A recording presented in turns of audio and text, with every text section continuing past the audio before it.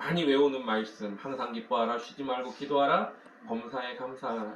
이는 그리스도 예수 안에서 너희를 향하신 하나님의 뜻이니라. 아멘. 하나님의 뜻이 무엇인가 라고 물어본다면 그것은 바로 범사에 감사하는 것.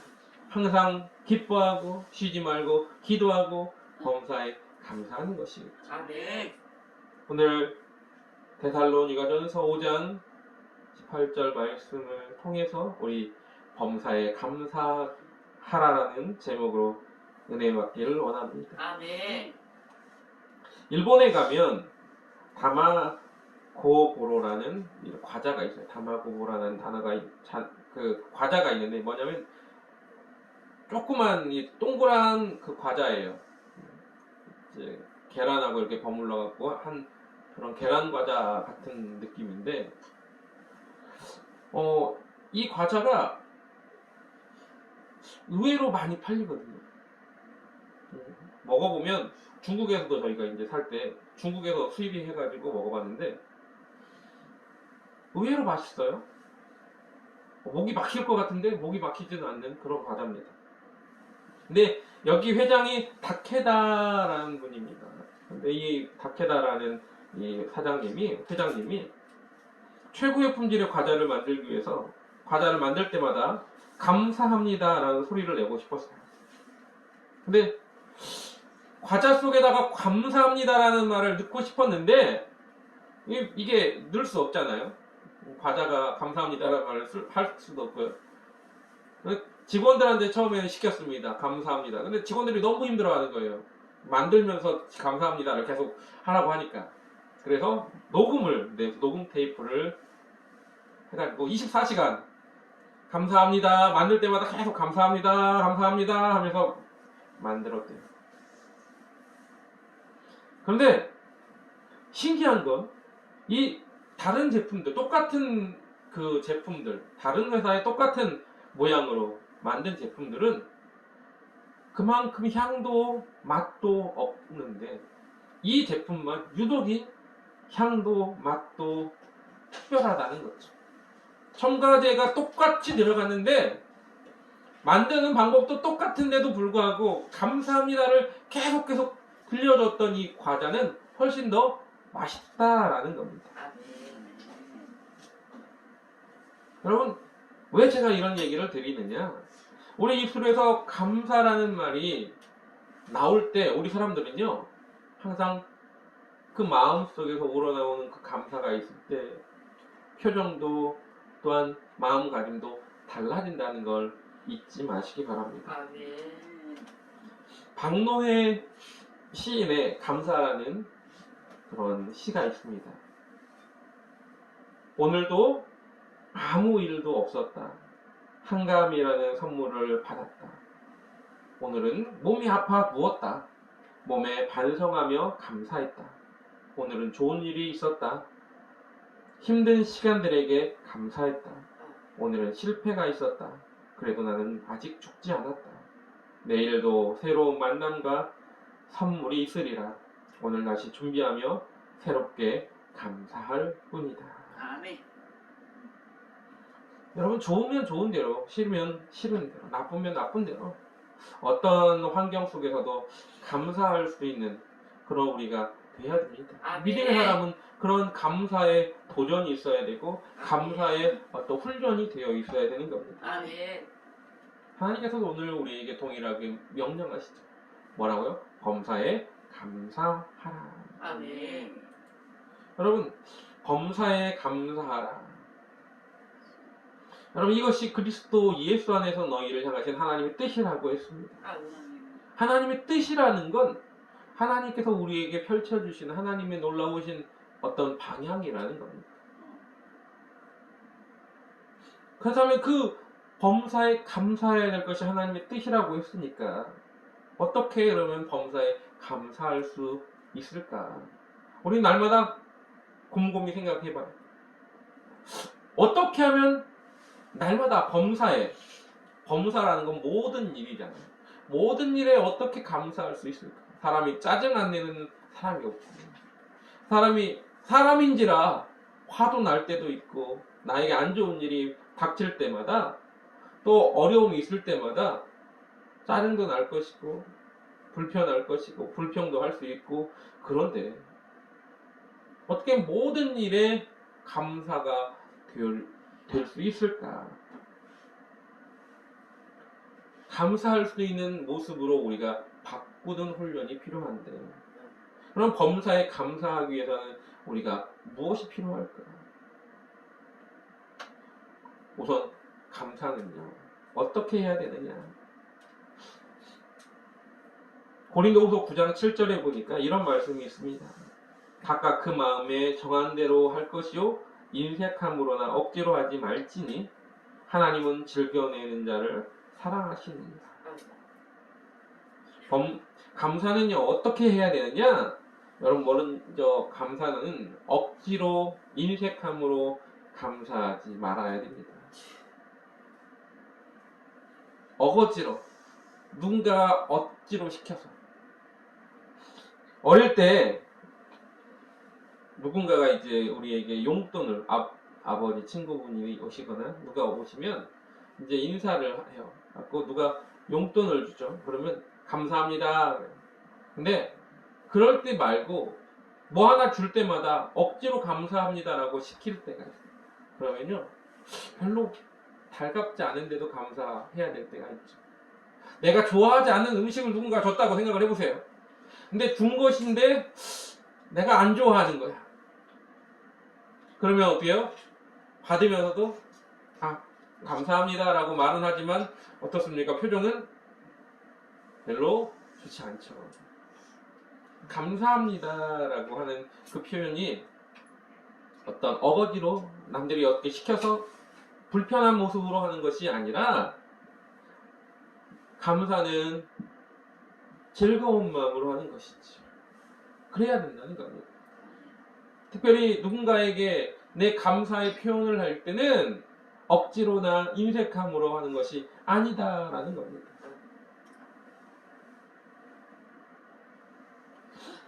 어떤 농촌교회 목사님이 한 성도에게 찾아가서 하나님을 온전히 섬길 준비가 됐는지를 시험해 보려고 질문을 했습니다.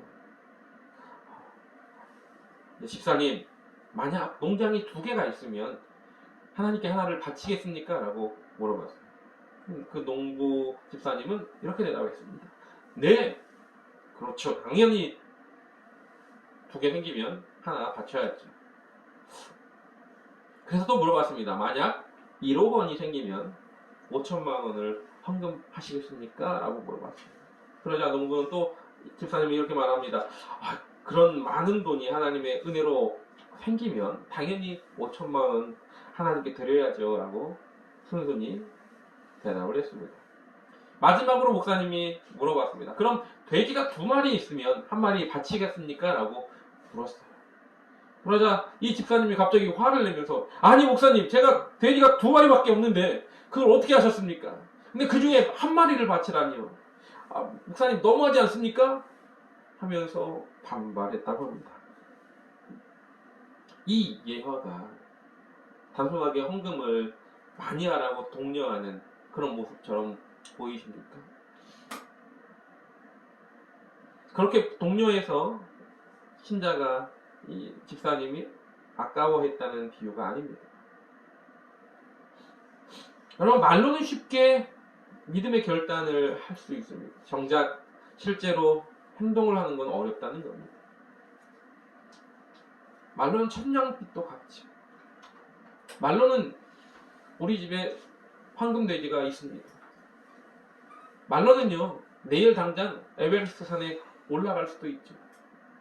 말로는 뭔들 못하겠습니다.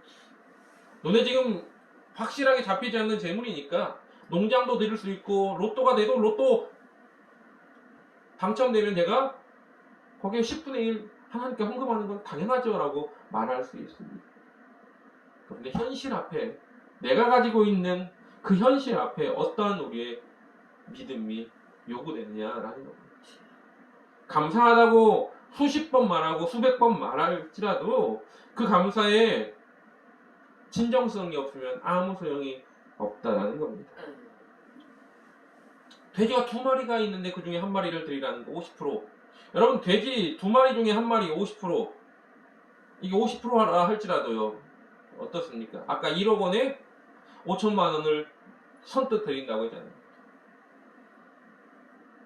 5천만 원을 드리는 것이 더 아깝겠습니까? 아니면 돼지 2마리 중에 1마리, 돼지 1마리 값이 얼마나 비싸다고 5천만 원보다는 비싸지 않겠죠.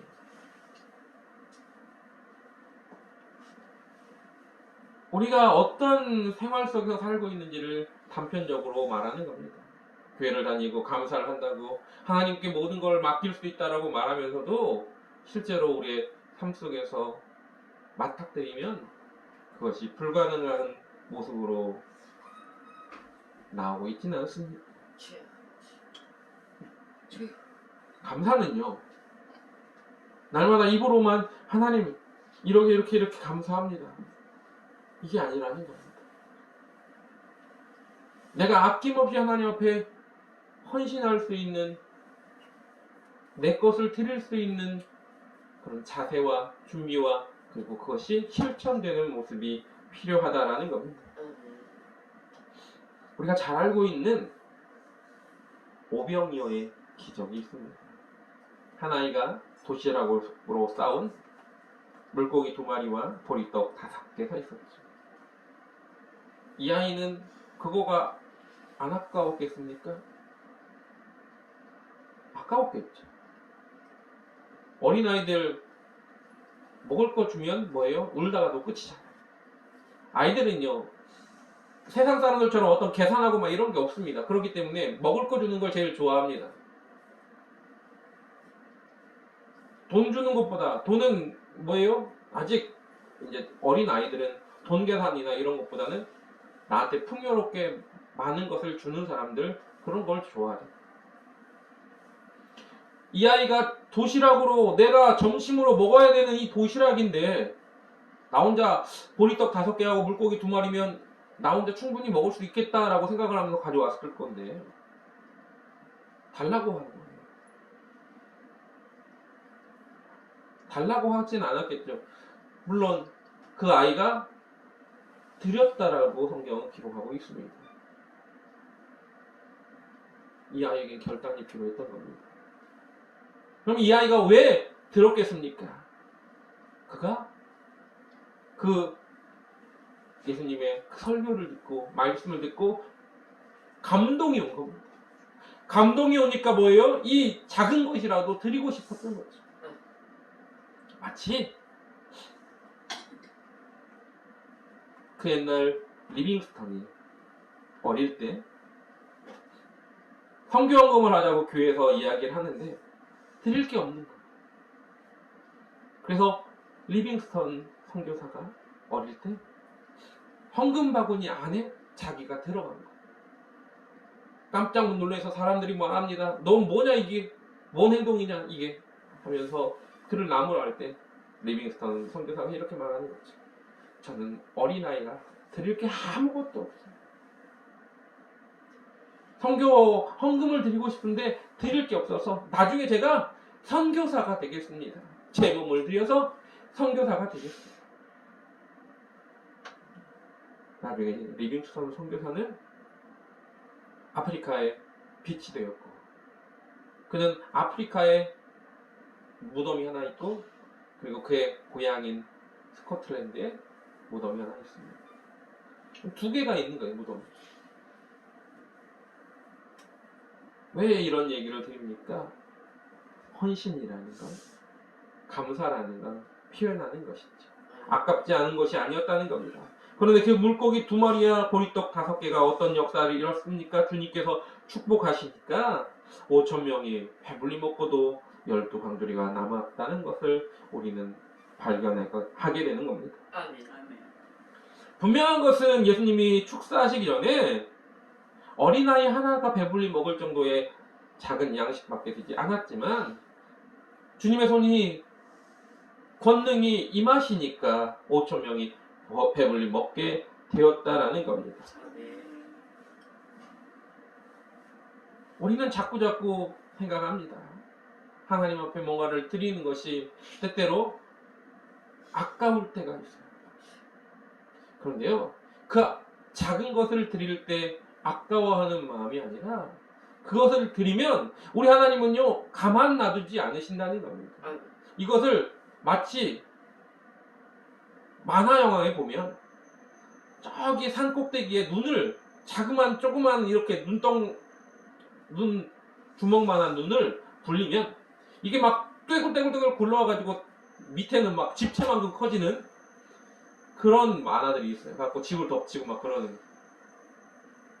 마치 그런 것 같이 작은 나의 헌신, 감사, 아깝지 않은 그 감사에 놀라우신 은혜로 갚으신다는 거. 여러분 그걸 잊지 마시기 바랍니다. 아멘. 하나님 앞에 드리는 것, 아이의 작은 도시락, 그 아이의 그 헌신은 지금까지도 많은 사람들에게 회자되고 있는 것을 볼 수 있습니다. 아멘. 여러분 어떻게 하나님 앞에 드리느냐라는 겁니다. 감사할 때 억지로 어거지로 아까워서 감추는 그런 모습이 아니라 하나님께서 나에게 주신 것이 너무나 감사하여 자원하는 마음으로 드리는 것, 그것이 하나님이 기뻐하는 감사의 모습을 잊지 마시기 바랍니다. 아멘. 그러면 성경은 뭐라고 말하느냐? 누가복음 6장 38절에 이렇게 말합니다. 주라, 그리하면 너희에게 줄 것이니 곧 후히되어 누르고 흔들어 넘치도록 하여 너희에게 안겨주리라라고 말씀하고 있다는 겁니다. 아멘. 또한 사도행전 20장 35절에는 이렇게 말하고 있습니다. 주 예수께서 친히 말씀하신 바 주는 것이 받는 것보다 복이 있다 하심을 기억하여야 할지니라. 아멘. 여러분, 우리 주님이요 우리에게 그렇게 후히 주시기도 합니다. 또한 우리는 또 어떻게 해요? 주는 기쁨을 가지는 자가 되어야 됩니다. 우리 주님이 아낌없이 우리에게 주신 것처럼 우리 또한 나누는 기쁨을 가질 수 있는 주의 자녀 되기를 원합니다. 그것이 천국의 원리인 겁니다. 오늘 본문에 즐겨내는 자를 사랑하신다라고 말하고 있죠. 여러분 우리가 주님 앞에 뭔가를 드릴 기회가 왔을 때 마지못해서 어쩌면 체면 때문에 억지로 인색함으로 그렇게 드리지 말고 어떻게 해야 합니까? 기쁜 마음으로 하나님 앞에 내어놓을 때 진정한 감사의 축복과 은혜가 또한 우리가 하나님이 펼치시는 놀라운 기적의 역사를 체험할 줄 믿습니다. 아멘. 내가 하나님 앞에 내어놓는 그 작은 것 하나, 하나님 편에서는 그게 작은 모습일 수 있습니다. 나한테는 아까운 모습일 수 있어요. 그러나 하나님 앞에 드릴 때 그러한 모습으로 드린다면 하나님은 그것을 기쁘게 또한 가장 크다라고 말씀하시는 겁니다. 우리 예수님께서 그래서 연복교에 넣는 과부의 2렙돈을 보고 뭐라고 말씀하셨어요? 가장 많이 넣었다라고 말씀하지 않습니다. 아멘. 우리 주님은, 우리 하나님은 그걸 기억하시는 겁니다. 하나님의 놀라우신 기억법은 우리가 뭘 크게 많이, 내 생각에는 이건 정말 많이 드렸어, 이것이 아니라는 것이죠. 어떠한 마음으로 하나님 앞에 드렸느냐, 그것을 귀하게 여기신다는 걸 잊지 마시기 바랍니다. 아멘. 그것이 바로 감사의 표현이었습니다. 그 어린 소년이 내가 할 수 있는 가장 큰 감사의 표현, 리빙스턴이 내가 할 수 있는 가장 큰 감사의 표현은 바로 자기가 하나님 앞에 헌물이 되는 것입니다. 이 오병이어의 기적에 나오는 그 어린아이가 드렸던 자기의 도시락, 그게 뭐예요? 감사의 표현이었던 겁니다. 이거라도. 영국의 유명한 설교가인 스펄저 목사님이 감사의 기도를 드린 적이 있습니다. 물론 항상 감사의 기도를 드리겠죠. 그런데 이런 기도문이 있습니다. 뭐라고 말하느냐? 촛불을 보고 감사하는 자에게 하나님은 전깃불을 주시고, 전깃불을 주신 것을 감사하는 자에게 달빛을 주시고, 달빛을 보고 감사하는 자에게는 햇빛을 주시고, 햇빛을 보고 감사하는 자에게는 영원히 사라지지 않는 천국의 영광을 비춰주실 것이다.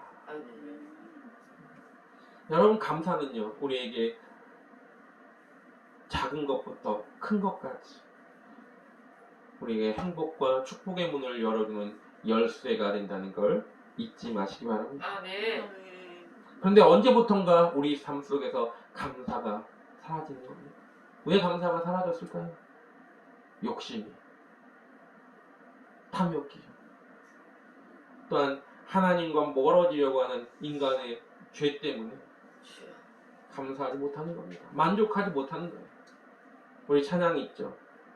사람을 보며 세상을 볼 때 만족함이 없었네. 그렇습니다. 세상을 보면, 사람을 보면 만족함이 들지 않아요. 남들과 비교되게 되는 거죠. 그럼 없어 보이는 겁니다. 여러분, 365일 내가 제일 좋아하는 음식을 먹으면 그게 천국처럼 느껴질까요? 아니요. 여러분, 아무리 맛있는 음식도 자꾸 먹으면, 매일매일 먹으면 질리게 되는 겁니다. 세상에서 가장 좋은 소고기? 흔히 말하는 와규라고 하는 그 소고기 몇십만 원짜리, 그걸 자꾸 매일매일 한시도 하루 삼시세끼 계속 그걸 먹는다고 생각을 해보세요. 안 질릴 것 같습니까? 질려요. 여러분, 우리가 어떤 좋은 것도 사람과 세상을 바라보는 그 모습으로 바라보면 언젠가는 질리고 불편하게 되어 있습니다. 우리가 감사의 모습은 내가 어떤 마음을 가지고 바라보느냐에 달려있는 겁니다. 하나님이 원하시는 감사는 무엇일까요? 우리가 타락한 죄의 모습에서 떠나고 하나님이 원하시는 모습으로, 하나님이 원하시는 방법으로 바라보기 시작하면 감사가 있는 줄 믿습니다. 그리스도인이 된다는 것은, 그래서 타락한 인간에서 내가 이제 하나님 앞에 날마다 감사할 수 있는 사람으로 바뀐다는 것을 이야기하는 겁니다. 그래서 마태복음 16장 16절에도 이렇게 말합니다. 금식할 때 너희는 외식하는 자들과 같이 슬픈 기색을 보이지 말라. 그는 금식하는 것을 사람에게 보이려고 얼굴을 흉하게 하느니라. 내가 진실로 너희에게 이르노니 그들은 자기 상을 이미 받았느니라. 여러분, 감사가 마음에 없는 사람은요, 항상 뭐예요? 뭔가를 할 때도 남을 의식합니다. 남들을 생각. 남이 나를 이렇게 보겠지? 내가 이렇게 하면 이만큼, 내가 사회적인 위치가 이러니까 이만큼 감사하겠지? 하면 되겠지? 인색함의 감사는요, 그런 겁니다. 남의 눈치를 보고 감사하는 거예요. 남들의 어떤 시선을 보면서 감사하는 겁니다. 정작 하나님 앞에 내가 어떤 모습으로 비춰질까를 생각하는 것이 아니라 지금 눈에 보이는 사람들이 나를 어떻게 볼까를 염려하면서 감사하는 거죠. 그러나 하나님 보시기에 내가 어떤가,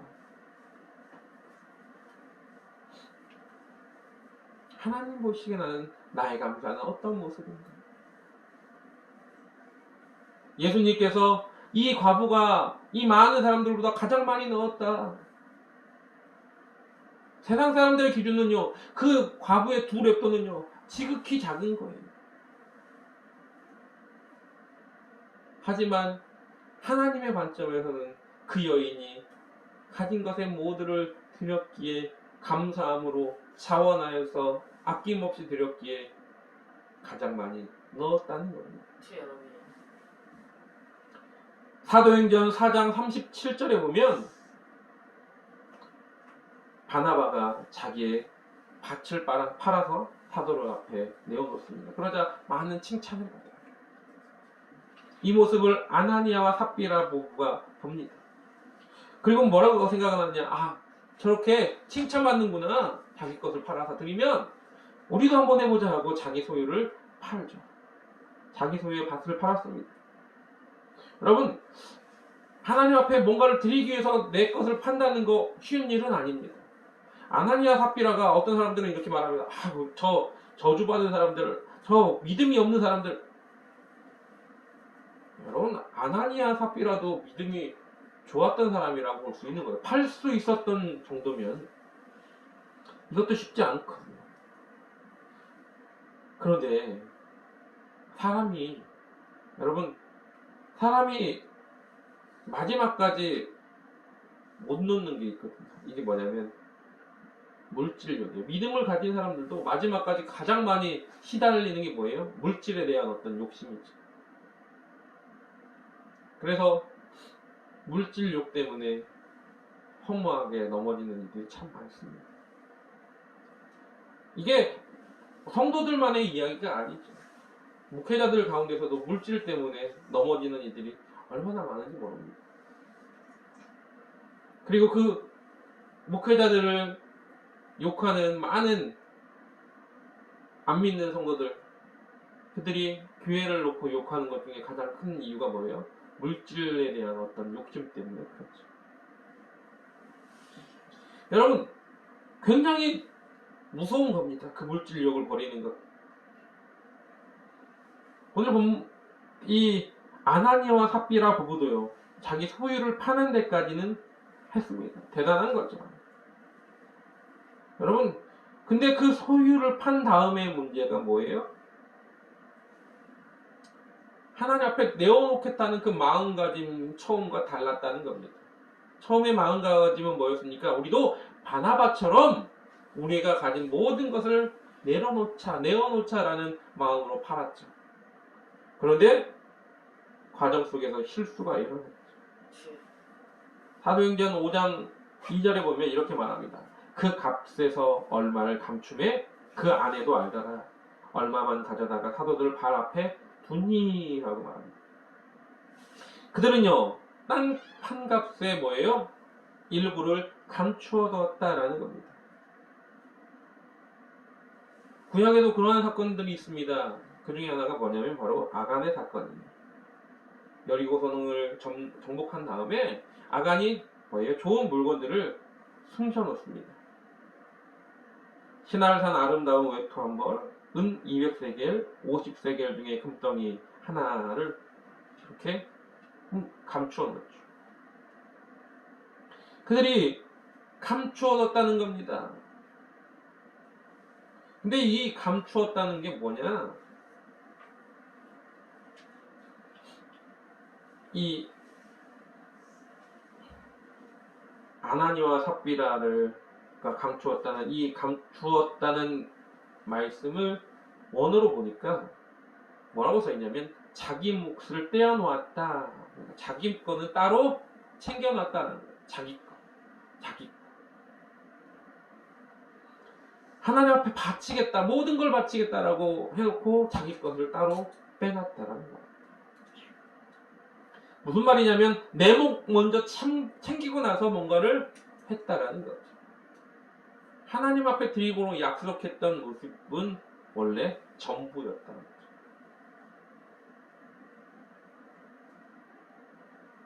그리고는 남들을 속이는 겁니다. 남들 눈은 속일 수 있습니다. 사람들의 눈을 속일 수 있어요. 그러나 그들은 내가 누구 앞에 섰는지를 잊어버렸다는 겁니다. 결국 그 두 사람은 죽게 됩니다. 무슨 잘못을 했을까? 4절에 보니까 이렇게 말합니다. 땅이 그대로 있을 때에는 내 땅이 아니며 판 후에도 내 마음대로 할 수가 없더냐? 어찌하여 이 일을 내 마음에 두었느냐? 사람에게 거짓말하는 것이 아니요 하나님께로다. 베드로가 그렇게 말합니다. 하나님께 거짓말한 거다.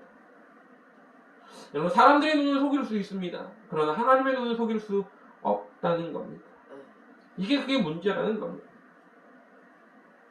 원래부터 마음가짐부터 일부만 드리려고 했다라는 마음가짐을 가졌다면 모르겠습니다.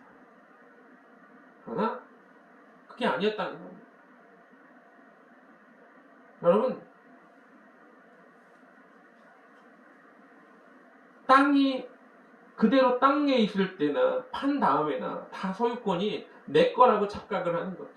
이게 땅도 내 거였고 판 다음에 이 들어온 돈도 내 거야. 이 중에 내가 내 마음대로 내 거를 쓰는 거라고 생각을 하는 겁니다. 내 걸 감추었다고 생각하는 겁니다. 내 몫이라고 생각하는 겁니다. 우리는 우리가 가진 모든 것이 다 내 거라고 착각을 하고 살아가고 있습니다. 그러나 그것은 내 것이 아니라는 겁니다. 아까도 말한 것처럼 물질에 대한 욕심이 사람들한테 굉장히 다분히 많습니다. 그걸 놓기가 참 어려워요. 그래서 그 욕심 때문에 넘어지는 일이 많습니다. 그래서 성경은 뭐라고 말합니까? 네 물질이 있는 곳에 내 마음도 있다라고 성경은 말하고 있습니다. 또 성경은 뭐라고 말합니까? 돈은 일만하게 뿌리라고도 말하고 있습니다. 그만큼 물질에 대한 그 욕심을 버리기가 어렵기 때문에 그렇습니다. 그런데 성경은 또 뭐라고 말합니까?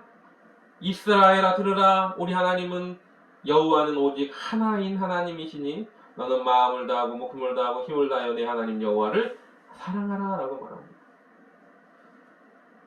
마음과 목숨을 다해, 성품을 다해, 힘을 다해 하나님을 사랑하기 위해선 내 것을 내려놓는 그런 마음을 가져야 됩니다.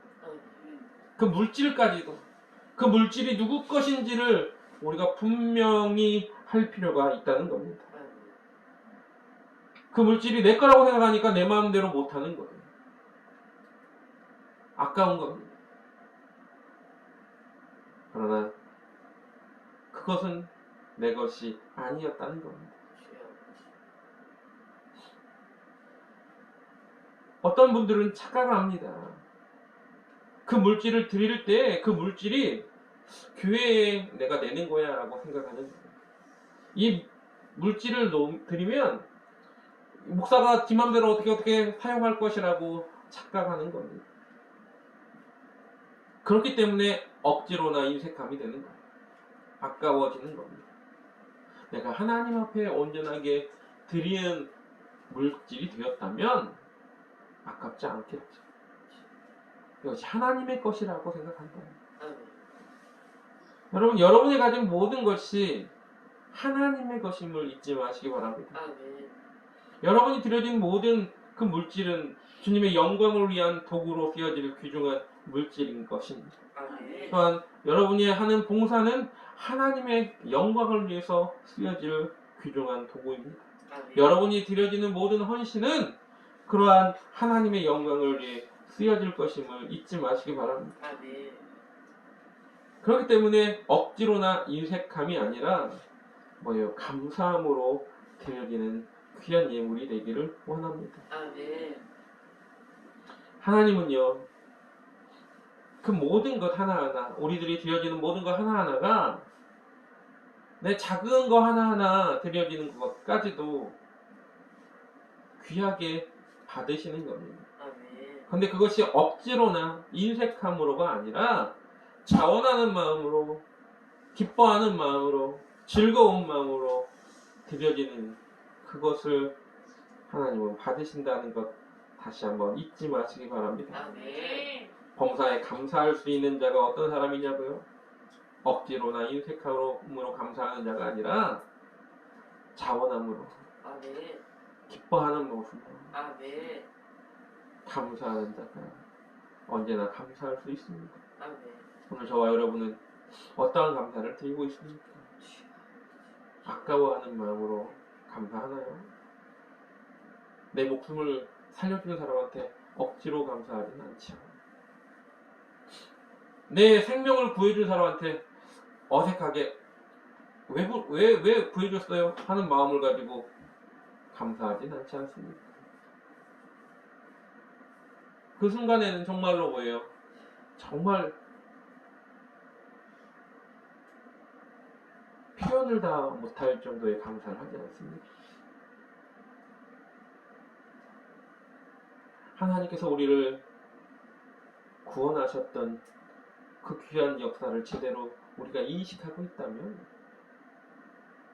억지로나 인색함으로의 감사가 아니라 마음과 뜻과 힘을 다해서 감사할 수 있는 자임을 오늘도 잊지 마시고 우리의 감사가 그러한 감사, 우리의 고백이 그러한 고백이 되기를 주님의 이름으로 간절하게 부탁을 드립니다. 이 시간 나같이 말씀을 생각하면서 또 다시 한번 우리의 감사해야 할 그 감사가 어떤 감사인가 고백하면서 찬양하고 말씀을 생각하며 기도하기 원합니다.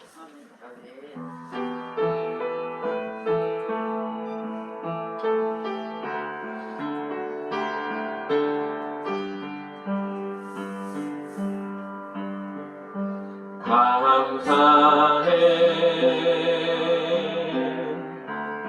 시험이 닥쳐올 때에 주님서 인도하시니 두려움 없네. 또 감사해 고통이 찾아올 때에 주께서 지켜주시니 승리하리라. 나의 모든 생활 속에서 주님이 함께 하시니 주님의 성령 나를 인도하시네. 시험이 나를 찾아올 때 주님이 지켜주시니 주님의 성령 나를 인도하시니. 나의 모든 생활 속에서 나의 모든 생활 속에서 주님이 함께 하시니 주님의 성령 나를 인도하시니. 시험이 나를 찾아올 때 주님 지켜주시니 주님의 성령 나를 인도하시니. 우리 말씀을 생각하면서 우리가 감사할 때 억지로나 인색함으로 감사하는 자가 아니라 마음과 뜻과 힘을 다해서 나의 모든 것 되신 그분 앞에 나를 지켜주시고 보호하시고 인도하신 그분 앞에 감사합니다. 오늘도 그 주님 앞에 기도할 때 성령께서 함께 하시고 인도하여 달라. 우리 마음을 붙들어 달라. 동성으로 다같이 주의를 찬양하고 기도하겠습니다. 주여! 할렐루야! 감사와 찬양과 영광을 돌립니다. 주님 앞에